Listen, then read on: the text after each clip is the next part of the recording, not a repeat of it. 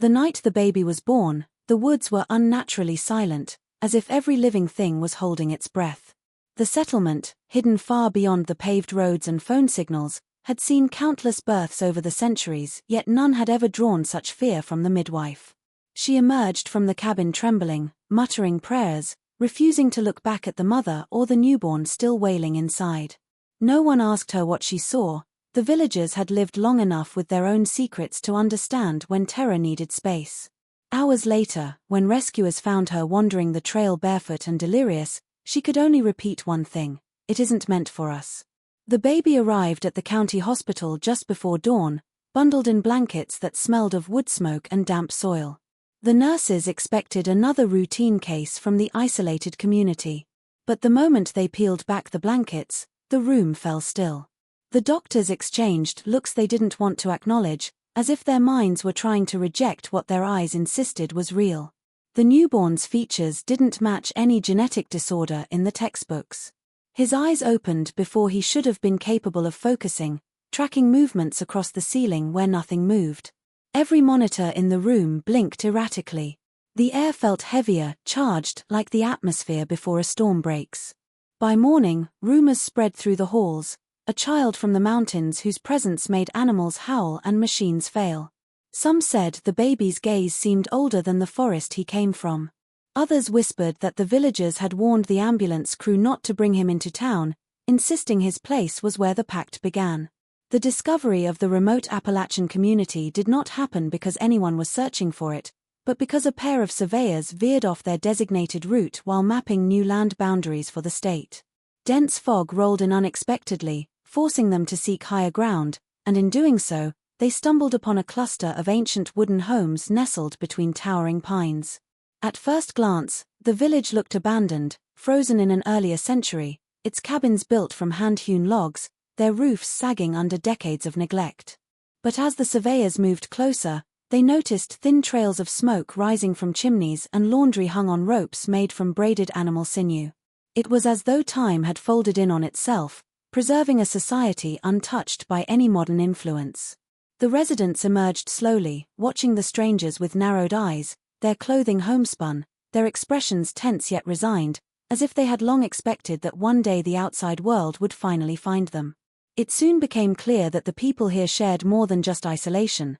They shared an uncanny sameness in their features, pale eyes, sharp cheekbones, and a certain somber stillness in the way they carried themselves. When questioned, the villagers spoke in an old dialect that seemed to belong more to the 1800s than to the present day, and even then, only a few words were offered. Their answers hinted at a long-standing tradition of marrying within their own small lineage, a practice they claimed was meant to protect what must not be diluted. The phrase was repeated enough times that the surveyors couldn't dismiss it as a misunderstanding. Children peeked from behind door frames, their silent stares unsettlingly intense, as if studying the outsiders rather than hiding from them.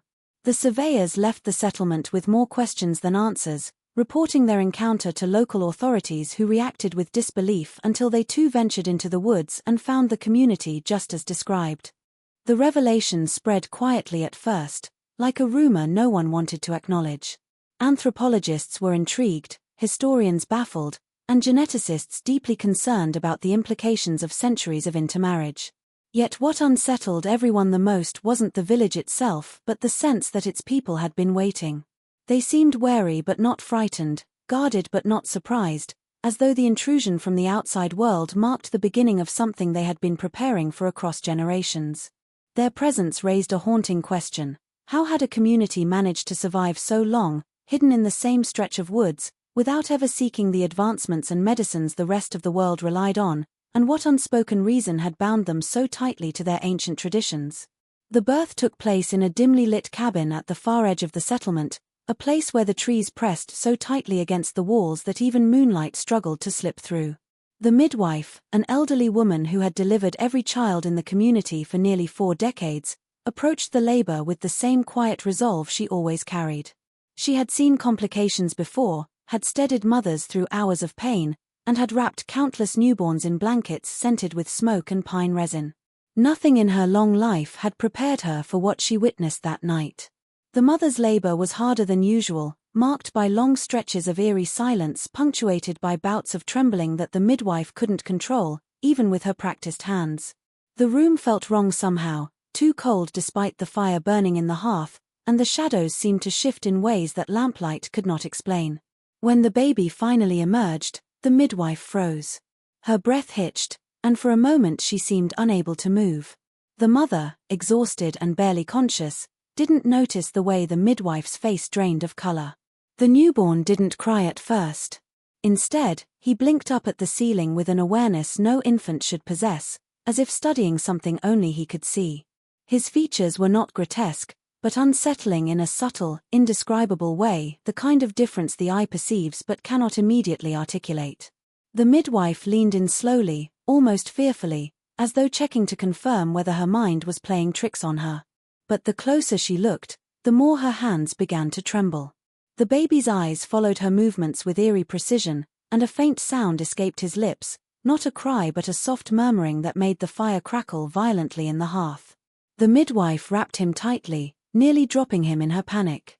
She didn't linger to comfort the mother, didn't perform her usual rituals or offer the traditional whispered blessing all village newborns received. Instead, she backed away as though the infant were something fragile yet dangerous, something that demanded distance. Without looking back, she fled the cabin, pushing past the people gathered outside who had been waiting anxiously for news. Her footsteps were frantic on the dirt path as she stumbled into the darkness of the woods, whispering incoherent prayers, unable to shake the image of the baby's unblinking stare from her mind. By the time morning came and searchers found her wandering aimlessly near the creek, her voice had withered into a single trembling sentence repeated over and over: "That child should not exist." The baby's arrival at the county hospital created an atmosphere unlike anything the medical staff had experienced. At first, they assumed it was another case from the isolated settlement, perhaps complications from limited prenatal care or poor nutrition, but the moment the paramedics carried the newborn inside, a strange hush settled over the emergency room. The infant lay perfectly still under the fluorescent lights, wrapped in blankets that smelled of smoke and damp earth, and yet his eyes were open, tracking every movement around him with unsettling clarity. When the attending physician lifted him for examination, the baby did not flinch, fuss, or cry. Instead, he observed the doctor with a focus so intense it stole the breath from everyone watching. During the initial assessment, the medical team could find no signs of trauma or typical congenital abnormalities. But there were differences, subtle, elusive, and impossible to categorize. His limbs were proportionate, but his joints seemed unusually flexible. His skin was cool to the touch, with a faint, almost luminescent pallor that didn't match any condition the physicians recognized. His heartbeat was steady but strangely muted, as though it echoed from deeper within his chest than it should have. The pediatric specialist on duty ordered a series of tests, expecting at least one known disorder to provide a clue, but the results returned inconclusive or outright contradictory. Common genetic markers were absent. Others, rarely seen, appeared in unusual combinations that defied existing medical literature. As more staff members entered the room, drawn by whispered rumors of the strange newborn, each person reacted in their own way, curiosity blending with a discomfort none could rationalize. One nurse commented quietly that being near the baby made the hairs on her arms stand up, as if a static charge filled the air. Another swore the infant reacted to voices before they were fully spoken, turning his head toward someone a split second before sound reached him. The lead physician tried to dismiss these observations as nerves, but even he felt something peculiar, a sensation like standing in a place where he wasn't entirely welcome. The team continued their evaluations, but the deeper they dug, the more unsettled they became. The baby didn't respond to touch or temperature changes the way newborns normally did, yet he seemed hyper-aware of everything around him. Blood tests yielded numbers that made no sense, and imaging scans flickered with interference as though the machine itself resisted examining him. The doctors exchanged uneasy glances as evidence accumulated without offering answers. The most experienced among them, normally composed and methodical, found herself hesitating before approaching the infant again. For the first time in her career, she felt that medicine alone might not be equipped to explain what lay before them. As the examinations continued, the hospital staff began noticing anomalies that defied logic and reason. Monitors and medical equipment behaved unpredictably whenever the baby was brought near. Heart rate monitors would spike and then flatline for seconds at a time, only to return to normal once he was placed back in his bassinet. Machines designed to measure oxygen saturation and temperature displayed numbers that fluctuated wildly, sometimes showing impossible readings, and the staff started joking nervously that the devices didn't like him. But the jokes stopped quickly when other incidents escalated. For pumps refused to function correctly, alarms blared without cause, and even simple electronic thermometers would fail to register a temperature accurately. The more the doctors tried to rely on technology to understand him, the more obvious it became that something about his presence disrupted the very instruments they trusted to gauge life itself. One nurse reported that when she held the infant close to her chest, the room lights flickered violently, dimming and brightening as if responding to the baby's movements. Another recounted that the elevator doors refused to open while transporting the infant to radiology, trapping the team inside until, inexplicably, the doors slid open on their own. Security cameras in the pediatric wing began recording static whenever the newborn was in view, capturing only faint, shadowy blurs instead of his actual image. The strange occurrences weren't frightening at first, they were brushed off as coincidence or faulty wiring. But as hours turned into days, it became impossible to ignore the pattern. Every piece of equipment tied to monitoring or measuring life, electronic, mechanical, or even digital, seemed to reject the baby's presence, as if he existed slightly out of phase with the world around him. The hospital staff tried to document these anomalies rigorously. Graphs were plotted, logs were kept, and every malfunction was cross-checked against technical manuals.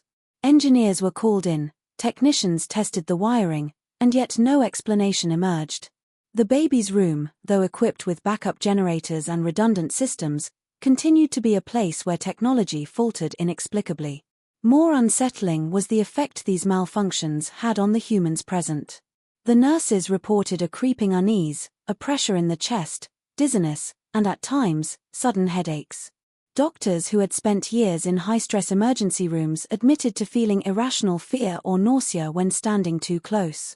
Even the most skeptical among them started questioning whether the problem lay not in the machines, but in the infant himself, as though his very existence imposed rules the world around him could not accommodate. Conversations in the hospital corridor shifted from medical terminology to hushed speculation. They were no longer debating genetics or disorders, they were beginning to wonder whether something entirely unknown had arrived under their care, something that no doctor, no matter how skilled, could ever hope to understand. As the days passed, the baby's cries became more than a signal of hunger or discomfort, they seemed to carry a power of their own. At first, the nurses thought it was merely the intensity of a newborn's wail, but soon, subtle signs began to alarm everyone in the room. Electrical lights would flicker in time with the infant's sobs, casting long, quivering shadows across the walls. Machines connected to other patients would beep erratically, sometimes shutting down entirely for minutes at a stretch, as if the baby's vocalizations resonated through more than the air, affecting the very electronics around him. Staff reported a tingling sensation in their fingertips and heads when near him, like standing too close to a magnetic field, and the more prolonged the cries, the more pronounced these phenomena became. The disturbances were not limited to technology. Animals in the hospital reacted unpredictably to the baby's presence. Cats that normally prowled the corridors avoided the pediatric wing entirely, hissing at empty corners. Therapy dogs trained to comfort children recoiled or whimpered whenever the newborn's cries pierced the air. Even birds in nearby cages fluttered frantically, wings beating against glass as though sensing some invisible danger. One orderly swore he saw a mouse freeze mid-step, its body tense and tail quivering, before it darted back into a wall crevice. The staff, though skeptical at first, began noticing that these events weren't random, they were synchronous with the baby's distress, as if his voice carried a vibration that commanded the world around him. The intensity of the baby's cries seemed to grow in direct proportion to the tension in the room. When a doctor approached to examine him while he was upset, the temperature would drop slightly, the shadows would shift, and the hum of medical equipment would drop into a low, unnatural pitch.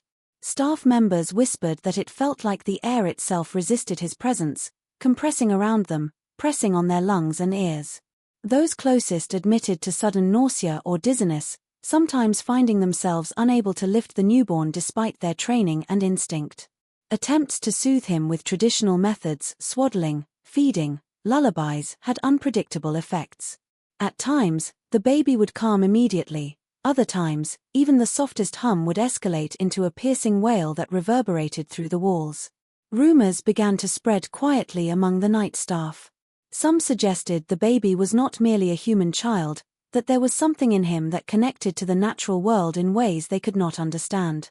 Others whispered of the forest from which he had come, speculating that the cries carried not just emotion but a presence older than the settlement itself. Those who witnessed the phenomena began to dread the moments the infant opened his mouth, for every cry seemed to ripple outward, awakening something in the machines, the animals, and perhaps even the unseen spaces beyond the hospital walls.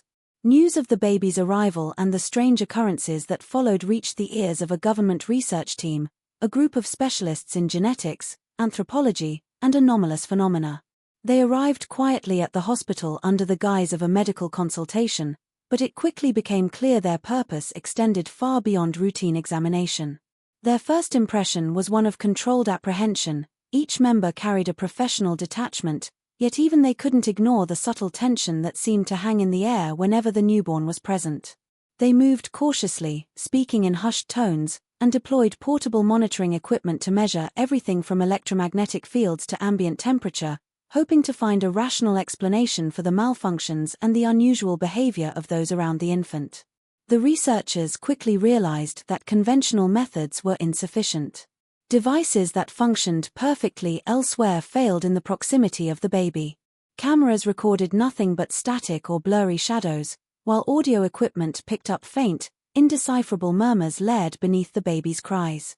The team began to suspect that the child was not merely unusual but that his very presence interacted with reality in ways science could not quantify. As they analyzed his physiology, genetic markers appeared that were either unknown or found only in isolated populations long thought extinct. Blood samples produced readings that shifted under observation, as if the baby's cells resisted being contained by conventional testing. Every attempt to catalogue or measure him only deepened the mystery, creating a sense that the child was a living anomaly defying all established knowledge. Curiosity drove the team to investigate the settlement from which the baby had come. They traveled to the woods, moving cautiously along the same paths the original surveyors had found, and found themselves immersed in an environment that seemed deliberately obscured from the outside world. The community was like a living time capsule, its structures preserved in primitive simplicity, yet there was an unsettling awareness among the villagers. They watched the researchers silently, eyes sharp and unyielding, offering no guidance or welcome. The team observed subtle rituals, signs that the villagers treated the forest as a sentient presence, and hints that the child was considered part of a greater, unspoken system. Throughout their investigation, the researchers felt a growing sense of unease, as though the forest itself resisted their intrusion. Paths that had seemed clear shifted underfoot, distant rustling suggested movement just beyond sight, and the air seemed charged with expectation. It became apparent that the survival of the community over centuries of isolation was no accident. There was a structure, a system, and perhaps even a pact that had maintained their secrecy. Each revelation only heightened the tension in the hospital and the woods alike, leaving the team to confront the unnerving possibility that the baby was not simply a medical mystery but the center of something far larger, older, and entirely beyond their understanding. While searching the settlement for answers, the researchers discovered a small, dust-laden cabin at the edge of the village, one that appeared abandoned for decades yet strangely preserved. Inside, they found a leather-bound diary, its pages brittle with age and ink faded to a dull sepia. The handwriting was cramped and careful, a series of entries spanning generations. Each entry described the births within the community, the rituals surrounding them, and cryptic references to a child who would carry the memory of the forest. At first, the team assumed these were metaphorical musings or folklore, but the repetition and specificity of the passages suggested a deeper, more literal significance. The diary chronicled a pattern, one that spanned centuries. Every few generations, a child was born with abilities or features that set them apart from the others, a child whose presence was entwined with the forest itself and who was both revered and feared by the villagers. The diary described the newborns in meticulous detail, noting their eyes, their reactions to natural elements, and their seemingly preternatural awareness. Each child, the entries suggested, was a living repository of the community's history, a conduit through which the memory of the land and the bloodline was preserved. There were warnings, 2 cautionary notes about overexposure to outsiders, about handling the child with respect but not with ordinary familiarity, and about the delicate balance between the human and the forest that these children maintained. One entry, written in trembling handwriting, recounted how a previous child had been lost to the outside world, and how the village mourned the event, believing that the forest had taken back what was owed to it. The diary also revealed an understanding that went beyond genetics. It hinted at a pact or covenant, unspoken yet binding, in which the community and the forest coexisted under mutual agreement. The child, born once every century or so, was described as the embodiment of this covenant, carrying not just the bloodline but the consciousness of the land itself. The entries suggested that the baby's unusual features and behaviors were not mistakes of heredity but purposeful manifestations of this bond. Each generation was aware of the prophecy, of the child who would awaken the forest's memory and ensure the survival of the settlement's secrets. As the researchers read, they realized that the baby in the hospital was not a genetic anomaly in the conventional sense. He was the latest in a lineage meticulously observed for centuries, a living continuation of a ritual that bound the people of the settlement to the surrounding wilderness. The diary conveyed reverence, fear, and inevitability, painting the child as both miraculous and dangerous. The more the researchers absorbed from the pages, the clearer it became that the baby was not merely a medical curiosity, but a living symbol of a covenant older than any of them could fully comprehend, a presence that carried the weight of generations and the whispers of the forest itself.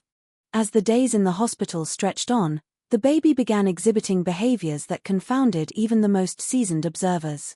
What unsettled the staff the most was his apparent ability to respond to voices that no one else could hear.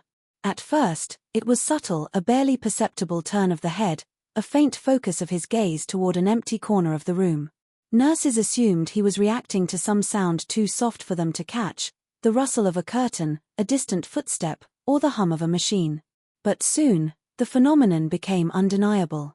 He would blink and coo in response to voices that were not present, following invisible lines of speech as if conversing with an unseen interlocutor. The staff tried to test it scientifically, calling his name in empty rooms, speaking into microphones, and recording the results. The newborn's reactions remained precise, almost deliberate, as if he were following a conversation that existed outside the bounds of reality. Doctors initially suggested that it was an extraordinary sensitivity to sound, perhaps linked to the unusual neural development noted in previous tests.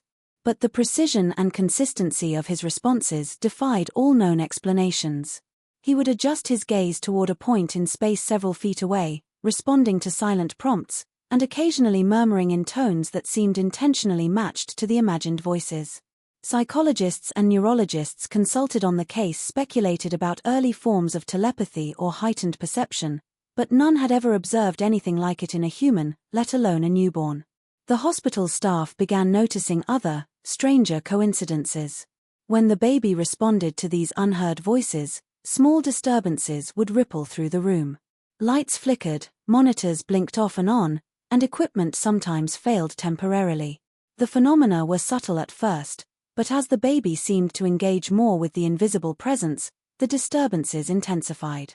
The nurses whispered about the baby's uncanny awareness, wondering if he perceived dimensions or entities hidden from ordinary perception. Those who observed him closely described the experience as both mesmerizing and deeply unnerving, the way one might feel when staring into a mirror that reflects not your own face, but something older, watching back at you. The more the staff tried to study the responses objectively, the more elusive they became. Attempts to record the moments on cameras or audio devices consistently failed, producing distorted images and indecipherable noise. Researchers were forced to rely on human testimony, a method that left them frustrated and unsettled. Each observation seemed to confirm that the baby was not merely sensitive to sound or environment, but somehow attuned to forces beyond comprehension, responding to voices that were not part of the physical world. Every interaction hinted at a connection with something ancient, unseen, and perhaps sentient, waiting silently beyond the boundaries of their perception, communicating with a child born to bridge the gap between the forest and the human world. As the baby's presence in the hospital persisted, attention increasingly shifted to the forest surrounding the settlement. Locals, when pressed for information, were evasive, speaking only in whispers about the wood's peculiar vitality. When the researchers and medical staff finally began observing the area, they noticed that the forest behaved in ways that defied natural explanation. The trees seemed almost sentient, branches swayed without wind, and rustling leaves suggested movement where no animal could be seen. Footpaths appeared and disappeared overnight, as if the forest itself reshaped its interior, guiding or blocking passage at will. The researchers, equipped with GPS and mapping devices, found their instruments unreliable. Compasses spun erratically, and recorded positions did not match physical reality, suggesting that some force within the forest disrupted even modern technology. Beyond the environmental anomalies, there were sightings of shadowy figures at the edges of perception. Hospital staff who had ventured to the settlement reported glimpses of shapes moving silently between trees, vanishing when approached. These figures were never fully visible, yet they evoked a chilling awareness of being watched. Locals hinted that these manifestations were not spirits or wild animals, but guardians of the land, entities that had existed long before the settlement itself. One nurse returning from the village spoke of hearing whispering in the treetops, soft and unintelligible yet unmistakably intentional, as though the forest was communicating on its own terms. The connection between the forest and the baby became impossible to ignore. Incidents that had begun within the hospital now seemed mirrored in the woods. Lights flickered at night in nearby cabins, faint sounds echoed through trees, and the movements of animals became erratic. Birds flew in chaotic patterns, deer stamped the underbrush frantically, and small mammals froze at a distance, their behavior suggesting that they were reacting to a presence unseen by human eyes.